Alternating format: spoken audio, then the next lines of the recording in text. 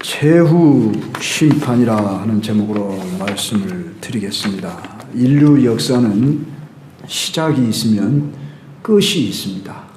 그래서 예수님이 나는 알파요 오메가라, 처음과 마지막이라 이렇게 말씀하셨습니다. 오늘 또 오전에도 말씀드렸거니와 인류 역사의 최대 관심사가 예수여야 합니다. 왜 그러냐? 오늘 여기서 말씀하고 있잖아요. 이루었도다 6절에 나는 알파와 오메가요 처음과 마지막이라 내가 생명수 샘물을 목마른 자에게 값없이 주리라. 우리 인생이 그저 이 세상에 태어나서 죽음으로 끝난다. 그런다면 우리 인생처럼 불쌍한 자가 없다고 그랬어요. 특히 우리 예수 믿는 사람은 이생 중에 불쌍한 자라 그랬어요. 그러나 우리는 결코 불쌍한 자가 아닙니다. 예수님이 부활하셨다. 이 사실을 우리는 다 믿을 뿐만 아니라 부활한 사실이 실제임을 증거하는 일들이 이 지상에 가득합니다. 예수님이 부활하셨다. 이건 역사적 사실이고 그 증거가 뭐냐? 오늘 교회가 증거고, 지금 역사 속에 존재하는 교회가 증거고, 나와 여러분이 증거입니다. 그래서 우리가 예수 그리스도 부활에 증인된 삶을 살지 않으면은 우리는 그냥 시간을 흘려 떠내려 보내는 것과 다름없어요. 방금도 제가 여기 오다가 저기 그 돌에 어떤 분이 앉아 계세요. 그래서 내가 말을 걸었어요. 어떻게 해서 여기 추우신지 여기 앉아 계십니까? 어디 사십니까? 이 근방에 산대요. 얼굴이 조금 색이 좀 안 좋으시더라고요. 병원에 있다가 나왔대요.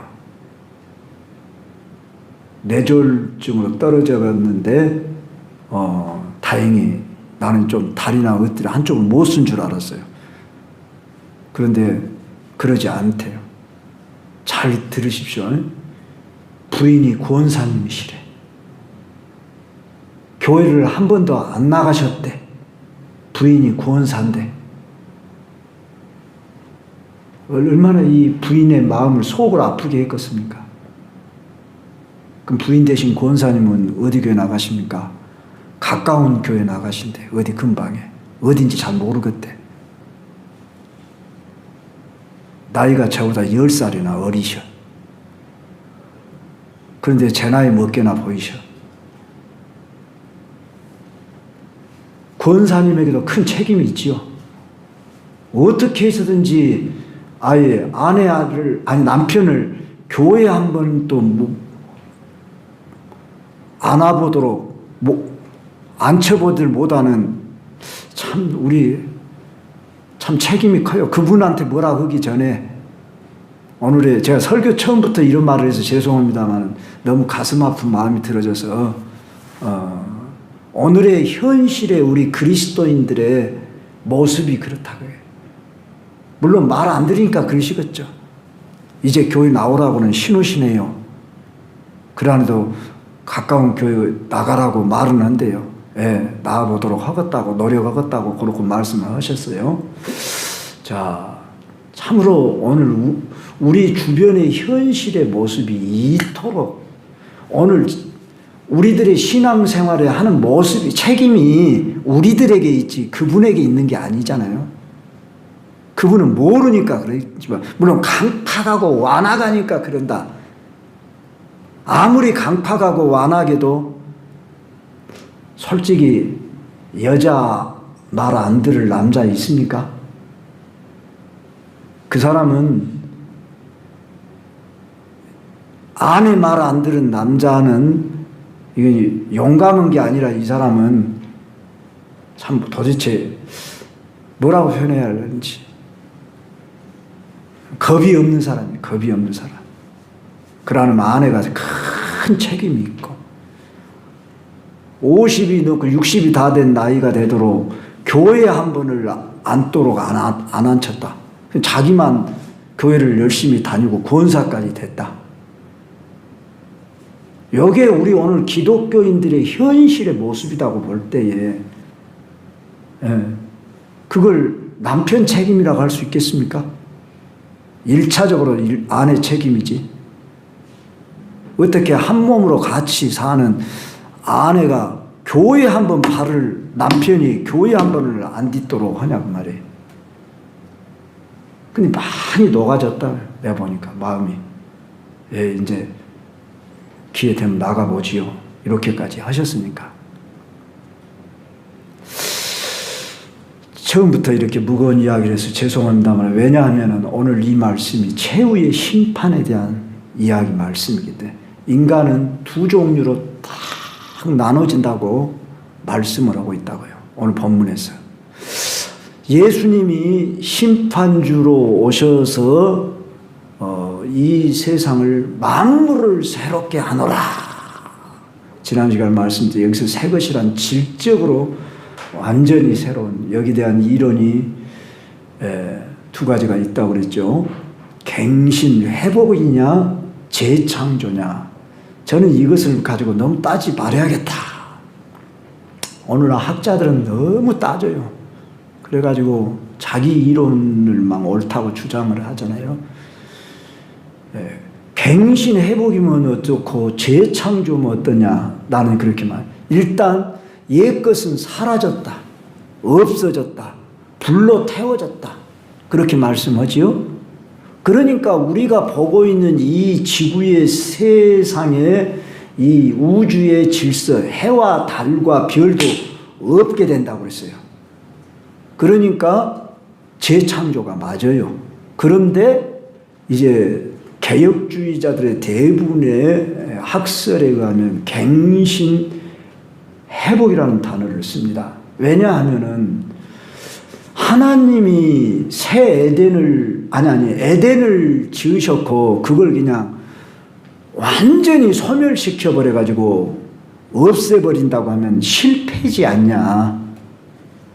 마귀가 뱀 속에 들어가 갖고 사람을 미혹해서 하나님과 관계를 단절시킴으로 인해서 화영검으로 에덴 동산을 둘러버리고 사람을 에덴에서 쫓아버렸잖아요. 그래서 이 세상이 죄악이 관영한 세상이 되었죠. 가시와 엉겅퀴가 나는 세상이 됐어요.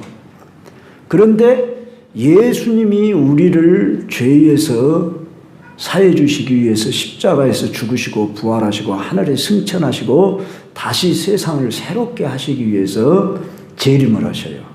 그랬을 때에 이 지구 세상이 그냥 다 완전히 불로 태워지고 없어져서 말 그대로 신천지 어느 저 우주 가운데 어느 새로운 나라 그런 신세계가 형성이 되는데 이 지구상에 있는 모든 것은 다 무로 돌아가 버리고 불로 타져 없어버리고 이제 재창조가 된다. 이것을 받아들이기가 힘들다는 것입니다. 왜냐하면 하나님이 시작하셨는데 마귀 때문에 이 지구를 다 불로 태워버리고 우주도 다 없애버리고 말 그대로 신천지를 그 어느 우주 가운데 하나님이 만든 나라를 새롭게 만들겠냐. 그래서 갱신이라 리뉴얼이라는 단어를 써서 갱신이라 회복이라 이런 단어로 설명을 합니다. 자, 그래서 여러분이 잘 아는 저 용인에 가면은 우리 교단에 소강석 목사님 교회 이름이 새 에덴 교회예요. 그러죠? 여러분이 한 번 이상은 봤을 거예요, 아마. 이 세상에 하나님이 에덴을 만들었는데 그 에덴을 새 에덴으로 만든다 그 말이에요. 이게 새 하늘과 새 땅이라는 거예요. 그런 의미에서 갱신, 회복이라 이런 단어를 쓰는 것이 옳다. 이런 주장을 하는 거예요. 이것을 회복신앙이라 이렇게 일컫습니다. 이론이 어떻든 간에 자, 회복해서 에덴을 회복해서 새 에덴을 만든다는 의미에서는 갱신이요 회복입니다. 그러나 또한 처음 하늘과 처음 땅이 없어졌고 새 하늘과 새 땅이 이루어졌다는 점에서는 재창조, 새로운 창조가 분명합니다. 그러죠? 그러니까 이거 가지고 너무 용어 가지고 우리가 따질 필요는 없겠다 싶어져요. 그냥 하나님이 만드신 새 하늘과 새 땅, 그곳에 우리가 이르게 된다. 근데 그 나라가, 그 세상이 내려온다. 그 내려오는 것을 새 예루살렘이라 이렇게 표현을 했어요. 새 예루살렘, 성이라. 근데 그게 장소적인 어떤 의미라기보다는 어린 양의 신부된 오늘 교회를 가리킨다. 이렇게 개혁주의자들은 말을 합니다. 개혁신앙에서는. 그러니까 오늘 우리 성도들이 없는 천국은 의미가 없어요. 그렇지 않겠어요? 아무리 보석으로 꾸민 아름다운 꽃이 있고 새가 있고 생명수 샘물이 흐르고 별것이 다 있어도 우리가 없다면 뭔 소용이 있겠어요? 그러지 않겠어요? 그러니까 우리가 꼭 가야 하고 우리는 그의 신부된 자로 이제 영광된 그런 신분에 이르게 될 것이다. 그래서 새 예루살렘을 교회라, 어린 양의 신부라, 개혁주의자들 이렇게 일컫습니다. 여하간 우리가 여기서 분명히 알 수 있는 것은 만물을 새롭게 한다고 할 때 이 만물은 옛 지구라고 생각하지 마시고 모든 것이란 단어예요. 여기 헬라어에 보니까 판타스라는 단어를 써서 모든 것을 새롭게 한다 했을 때 1차적으로 누가 새로워집니까? 우리가 새로워져야 돼요. 그렇지 않겠어요?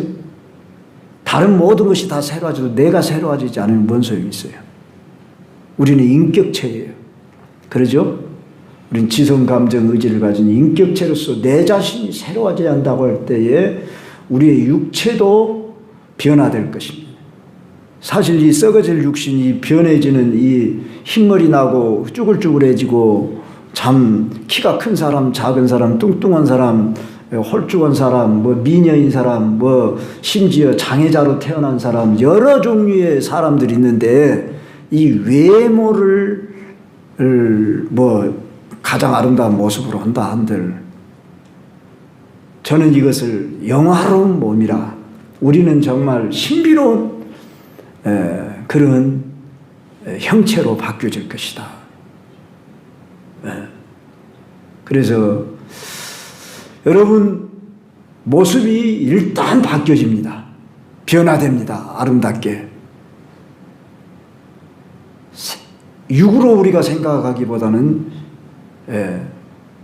뭐라고 말로 참 표현할 수 없는 놀라운 새로운 그런 형체로 우리가, 그러나 우리 인격이 분명히 갖춰져 있기 때문에 우리가 누가 누군 줄을 알고 내 자아 개념이 분명히 있는 이런 존재로서 우리 존재의 개념이 없고 인식이 없다고 한다면 새로운 형체가 된들 우리가 무슨 의미가 있겠어요?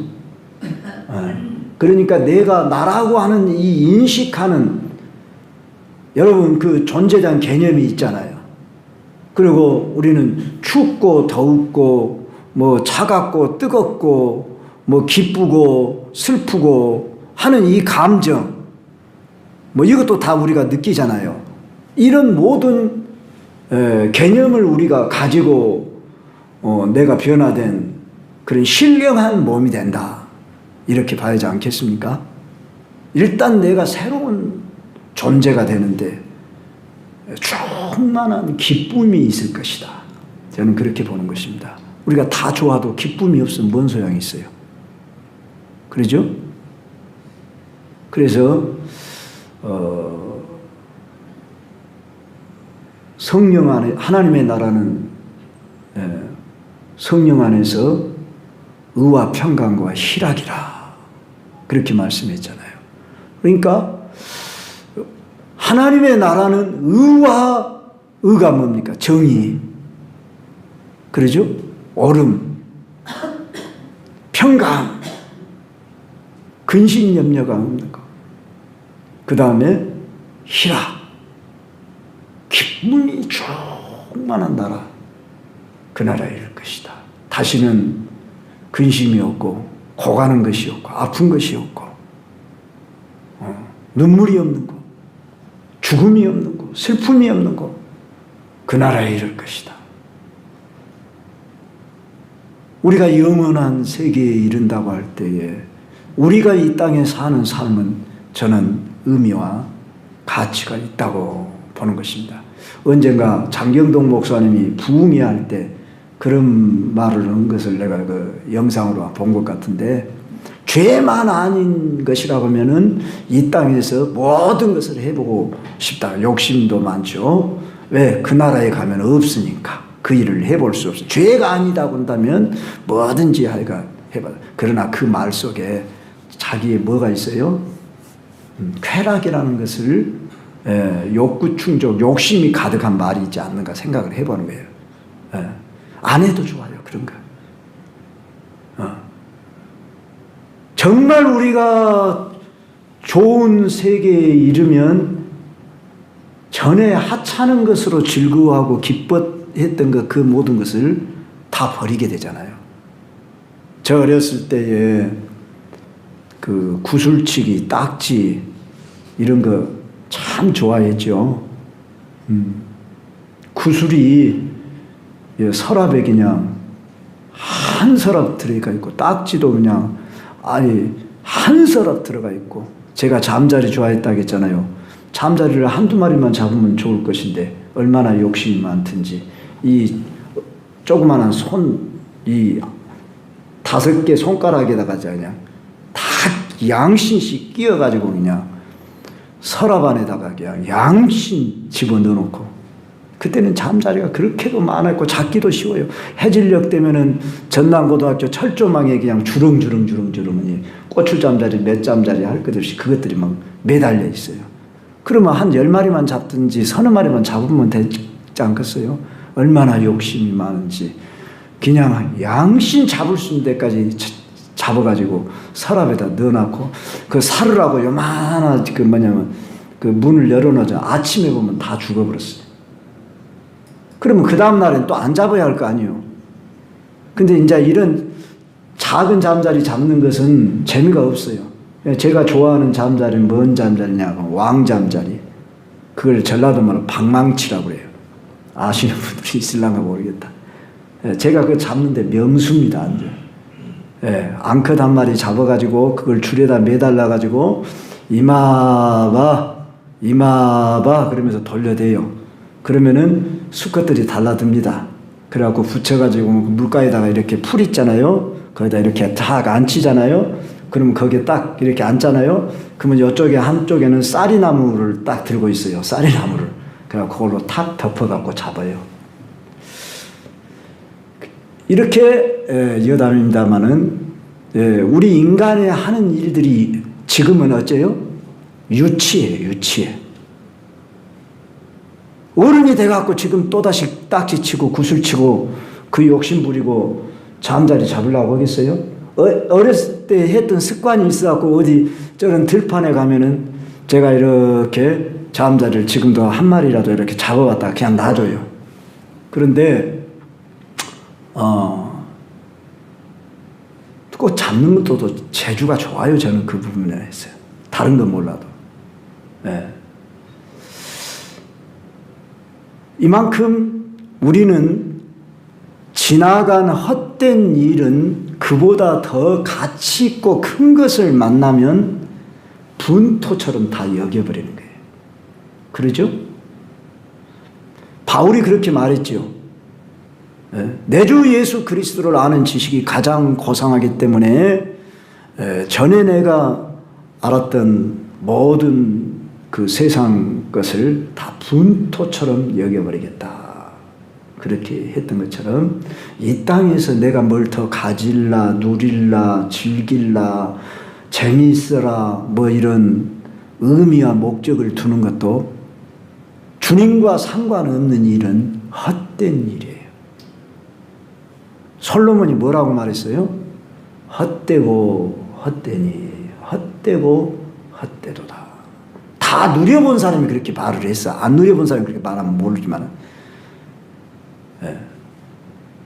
아내와 첩을 1000명 이상을 두고 세상의 금은 보화를 다 가져보고 권력과 부와 모든 것을 다 누려봤지만 그가 고백하기를 그렇게 헛되다고 고백을 했으니 깨닫고 나니까 그런 거예요.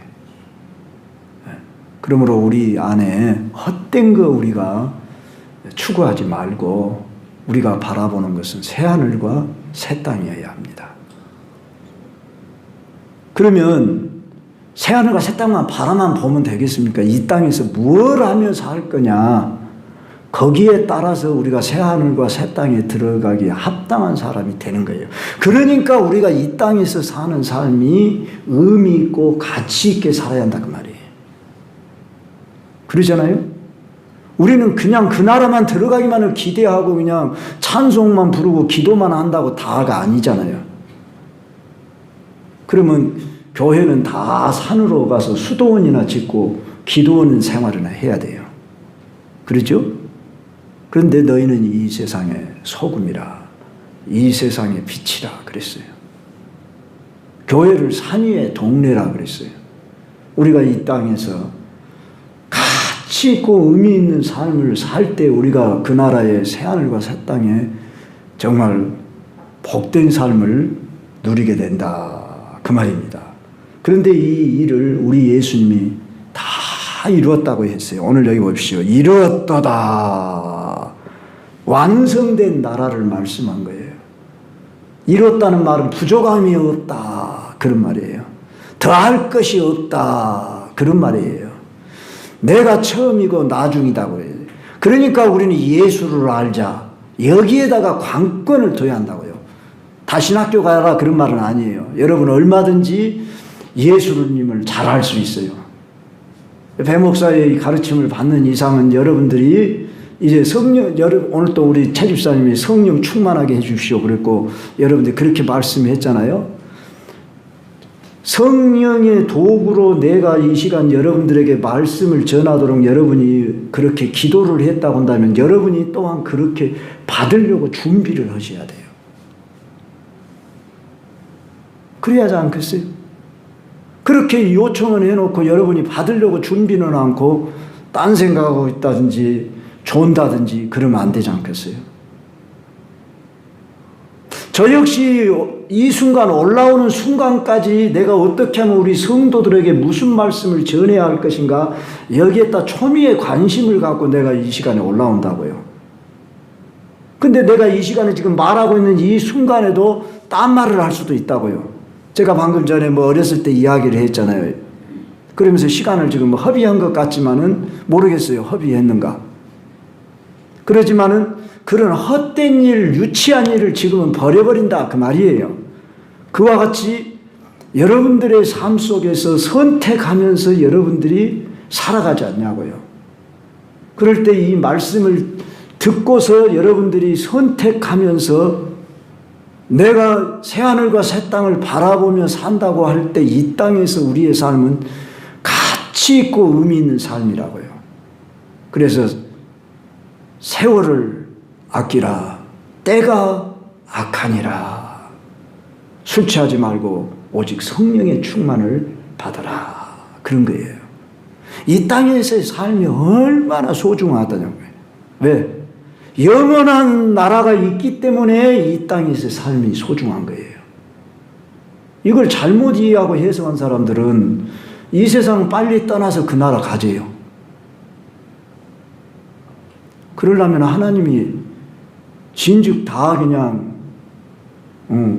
좀 죄를 덜 지었을 때 데리고 가보는 게 낫죠. 근데 죄를 덜 짓냐 더 짓냐 그것보다 우리가 이 땅에서 의미 있고 가치 있는 일을 해야 되고 하나님이 주신 사명을 다해야 한다 그 말입니다. 오늘의 우리 교회를 바라볼 때, 우리 한국 교회를 바라볼 때, 다음 세대를 바라볼 때 안타깝지 않냐고요, 우리가. 애통하지 않을 수가 있냐고요, 지금. 응? 나 혼자만 그저 편안하게 살면 되겠냐고요.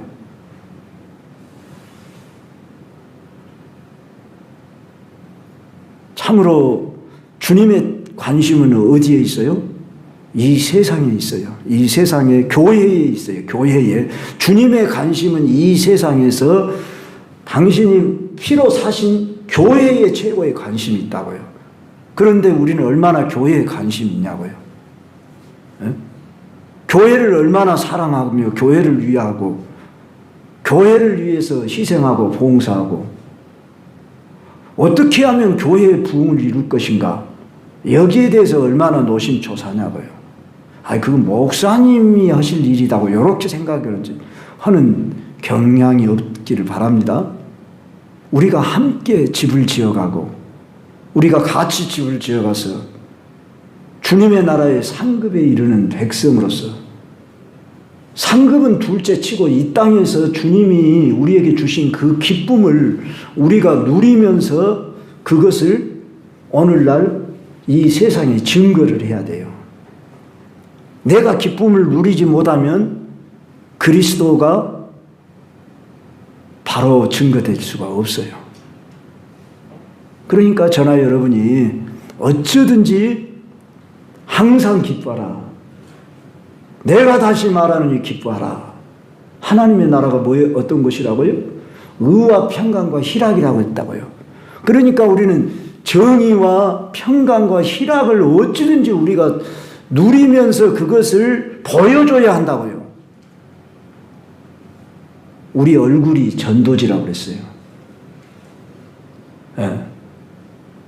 내가 누구한테 예수님 믿으세요 이렇게 말을 하려고 그러는데 내 마음이 편치 않아. 그러면 내가 그 사람한테 말을 건넬 수 있어요, 없어요? 없지요. 그냥 우리가 마음 관리를 잘해야 한다고요. 몸만 아파도 우리는 내 몸 하나 감당 못하는데 내가 누구를 전도를 하냐고요. 그러니까 우리는 건강히 축복을 받아야 되고, 물론 아픈 중에도 우리는 전도할 수 있어요. 병원에 가서도 병원에 있는 사람들 우리는 그들에게 영향력을 미쳐야 돼요. 다 뜻이 있는 거예요. 자, 우리는 어디서든지 이 하나님의 나라를 내가 누려야만 한다 그 말입니다. 주님을 위해서. 이 땅에서 누려서 우리는 그들에게 증거하며, 언제 주님이 재림하신다고 그랬어요? 이 천국 복음이 땅끝까지 전파되어야 그때 주님이 오신다고 그랬어요. 마태복음 24장 14절에. 그러면 땅끝이 어디냐고요? 우리들이 생각하는 땅끝. 내가 일부러 몇 년 전에 제 아내와 딸을 데리고 어디를 갔냐면 해남 땅끝을 갔어요. 땅끝을 한번 예전에도 간 적이 있지만 한 10년 전인가 제가 간 적이 있어요. 일부러 땅끝을 한번 가봤어요. 우리 여기 저 하경원시 그 교회 나온 분 있잖아요. 그분이 땅끝 전망대를 세웠어요. 그분이 건축 소장이었어요. 이래 봐도 조선대학교 건축공학과 나왔어요. 그런데 머리에 물건이 떨어져 가지고 뇌가 다쳐 가지고 방금 전에 일도 기억을 못해요. 자기 신발을 신고 왔는데 자기 신발인 줄을 몰라. 그러니까 우리 누구 거 신고 가버렸어요? 우리 건이 거 신발을 신고 가버렸어요. 건이 신발은요 한국만 같이 커요. 근데 그놈 신발을 신고 가버렸어요. 자, 이만큼 땅끝, 제가 땅끝 이야기했는데 가까이 가버렸네요. 간단히 설교를 해야 하는데, 땅끝. 자, 땅끝이 어디냐고요. 땅끝은 주님이 피택한 마지막 사람. 저희를 가르쳤던 서초롱 교수가 그렇게 표현했어요. 하나님이 선택한 마지막 그 사람이 구원받으면 이제 주님이 재림하실 날이에요. 그러니까 뭐예요? 우리 교회의 제일 목적이 뭐 예배다, 전도다, 뭐 이것 가지고 또 다투는 분이 있는데, 주님의 재림을 기다리는 일은 주님이 선택한 사람을 주님 앞으로 인도하는 것, 거듭나게 하는 것. 이것이 재림이 가까우도록 우리가 주님의 일을 하는 거예요. 예수님 뭐라고 말씀하셨어요? 나는 아버지께서 하라고 하시는 일을 한다. 그것이 나의 양식이다. 나는 아버지의 뜻을 행하며 일하는 것이 나의 양식이다. 너희들이 알지 못하는 양식이 내게 있느니라. 그러면서 예수님이 사마리아 동네 들어가서 그 여인에게 전도했고, 그 여인이 소식을 들은 사람들에게 예수님이 말씀을 전하는 것을 양식이라 그렇게 말했다고요. 성도 여러분, 우리는 새하늘과 새 땅을 기대하는, 바라보며 준비하는 자라고 하면은 내가 주님의 심정을 가져야 하는 거예요. 그래서 내가 오늘 또 그 나라를 바라고 준비하는 자라고 한다면은, 오늘 이제 본문으로 돌아가서 생명수 샘물을 목마른 자에게 값없이 준다고 했어요. 생명수 샘물. 영생을 준다 그 말이겠죠. 근데 그것을 생명수로, 샘물이라고 그랬어요. 이 땅의 모든 사람들은 갈증, 목마름 속에 살아가요. 그렇죠? 무엇인가 만족이 없는. 그런데 그 나라에서는 완전히 이제 생명수 샘물로 만족을 준대요. 얼마나 좋습니까? 그 나라를 기대하며, 이 땅에서는 갈증 나지만 이 땅에 있는 것으로 우리는 만족을 누리려 하지 말고, 아무리 만족을 누리려고 해도 이 땅에서는 다 만족을 못 누려요. 돈 많은 사람들이 끝내는 마약을 먹잖아요. 다 그런 건 아니지만은,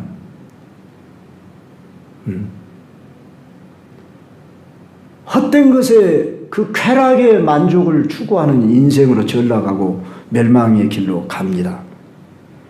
그래서 이기는 자는 이것들을 상속으로 받으리라. 이기는 자, 이 요한계시록에 이기는 자 나오는데, 우리가 살고 있는 이 삶은 전투하는 삶이다 그 말이에요.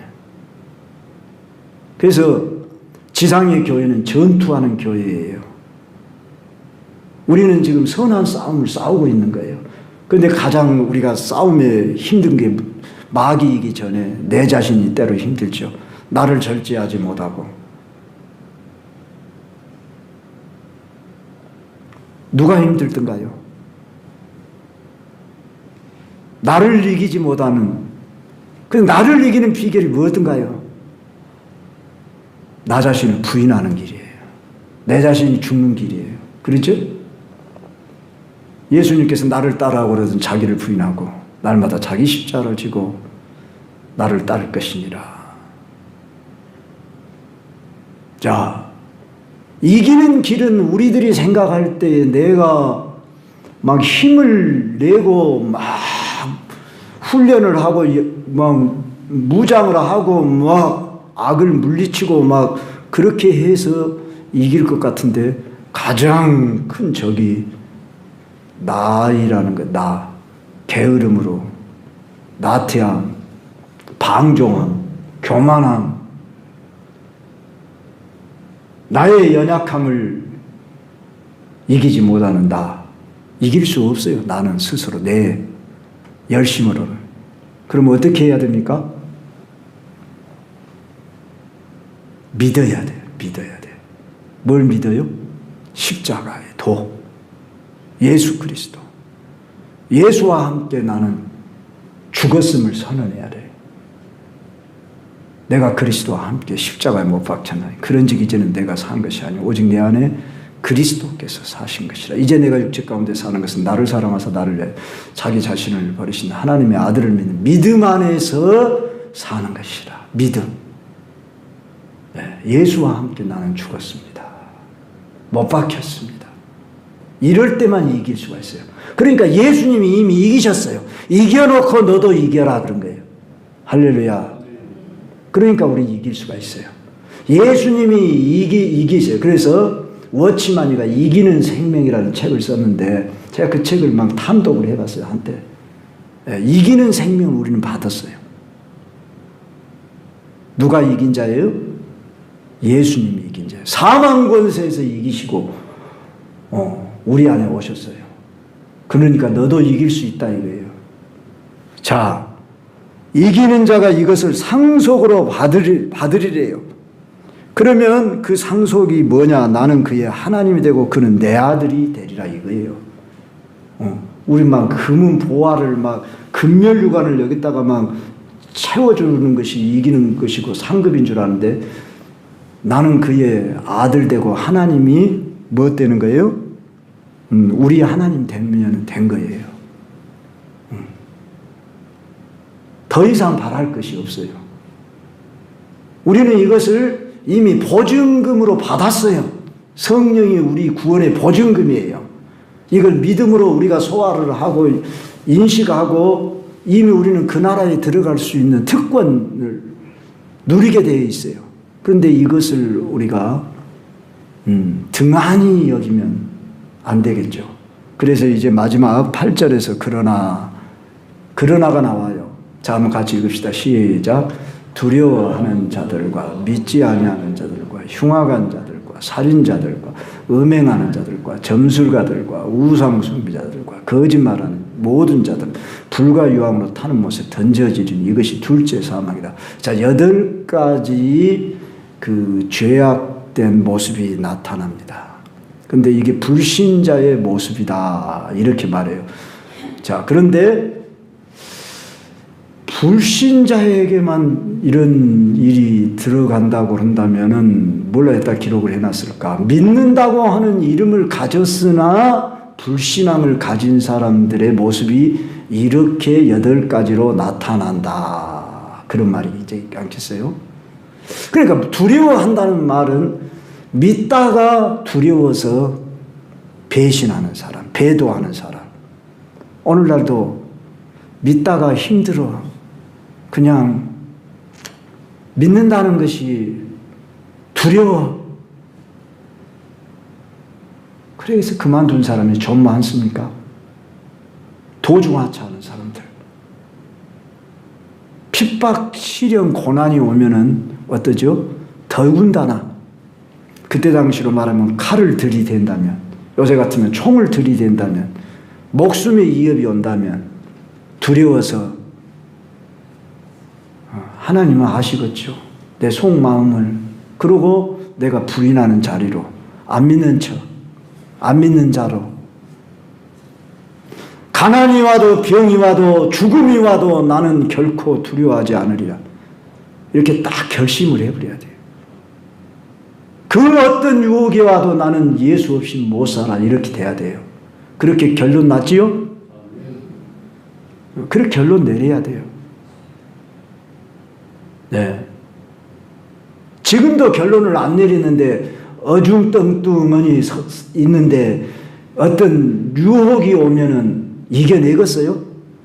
나도 나를 못 믿을 때가 많은데 상황과 조건만 갖춰지면 두려워하고 떨고 그냥 그렇게 옛날로 되돌아가 버리는 그런 사람이 될까 싶으니까 아예 여러분 자신들이 내게 죽음이 와도 어떤 환난이 와도 공고가 핍박이 기근이 와도 나는 결코 두렵지 않습니다.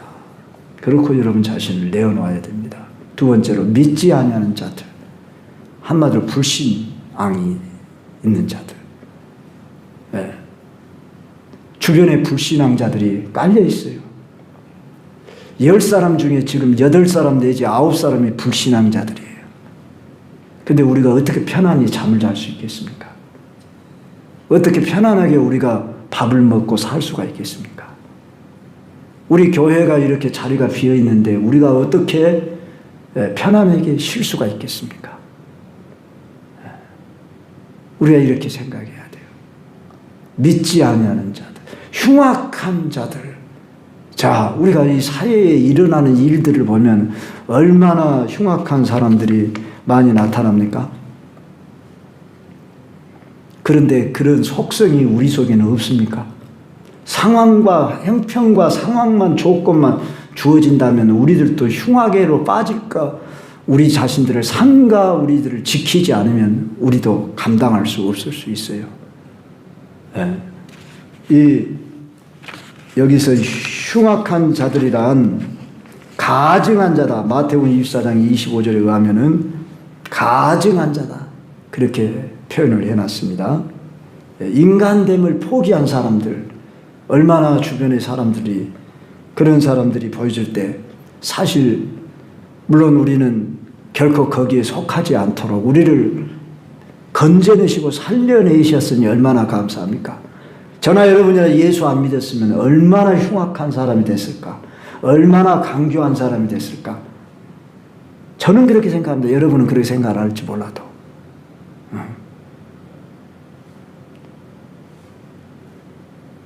살인자들과 살인은 꼭 죽여야만 살인이 아니라 미워하는 자가 살인한 자라고 우리 예수님 말씀했어요. 살인은 미움 속에서 나온다고 했어요. 음행하는 자들과 육체를 더럽히고 음란의 도구로 삼는 자들. 고린도전서 6장 15절로 20절을 참조하십시오마는 우리는 성전이라고 그랬어요. 그런데 우리 속 안에서 어찌 육체의 정욕을 즐기고 싶어하는 그런 쾌락을 즐기고 싶어하는 그런 마음이 나는 깡그리 없습니다. 그럴 사람이 어디 있겠습니까?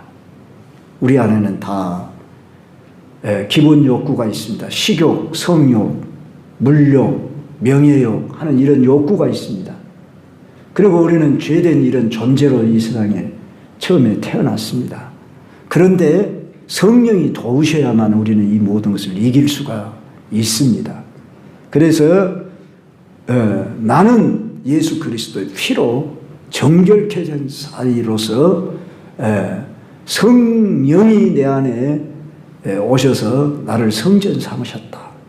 그러므로 우리 자신들을 잘 관리하도록 준비해야 합니다. 점술가들과 세상의 사람들의 보편적으로 다 점술가들이에요. 꼭 점집만 가르친 게 아니라 점집을 찾아가는 사람도 똑같은 점술가들이에요. 그렇지 않아요? 영으로 봅니다.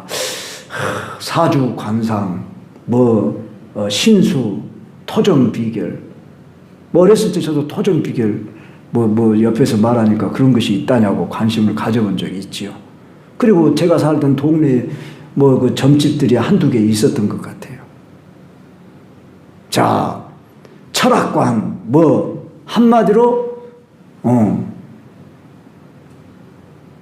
하나님을 신뢰하지 않으면 점술가, 그 다음에 우상숭배자들, 하나님보다 더 사랑하는 것이 우상이라고 그랬어요. 하나님은 창조주로서 우리 피조물된 인생들이 하나님을 사랑하며 사는 것이 행복하기 때문에 하나님이 나만을 섬겨다오, 나를 사랑해다오, 나를 경외해다오. 그러면 어떻게 보면 하나님 너무 이기적인 것 같잖아요. 왜 하나님은 당신만을 사랑하고 섬겨달라고 한다냐. 근데 그것이 너희의 행복이란다. 우리를 행복하게 해 주시려고. 결코 하나님은 이기주의자가 아니셔요. 당신의 아들까지도 내어주시는 사랑이셔요. 우리의 행복은 우리가 하나님만을 섬기고 예배할 때에 참 만족이 있고 기쁨이 있기 때문에 우리의 행복을 위해서 하나님을 섬기고 하나님을 사랑해 달라고 그런 거예요. 그런데 이것에 대해서 반감을 가지고 예배를 꼭 한 번만 드려도 되지 오후 예배까지 드려야 되고 수요일도 드려야 되고 그렇게 해야 하냐는 식으로 자기 편리주의로 사니까 죄송합니다만 오후 예배도 이렇게 참석 안 한 분들이 지금 반수 이상이 안 나오셨는데 뭐예요? 아무리 말씀을 들어도 하나님만 사랑한다고 되겠냐는 거예요. 내 방식대로 살아야 한다는 거예요. 여전히 내 중심, 내 자존심, 그 지혜, 지식이 더 하나님보다 더 우월해. 그게 나를 사랑함이지. 그게 우상이에요. 우상. 그 우리는 어떻게 말하면 다 우상을 가끔씩 가져. 우상을. 하나님 사랑한다고 해놓고 우상도 넘나들어. 그러니 우리는 하나님의 은혜 없이는 살 수 있겠어요? 그렇기 때문에 하나님에게 집중하고 말씀에 집중하고 기도로 깨어있고, 그러지 않으면 우리는 우리 안에서 죄악된 길로 가기가 쉽습니다.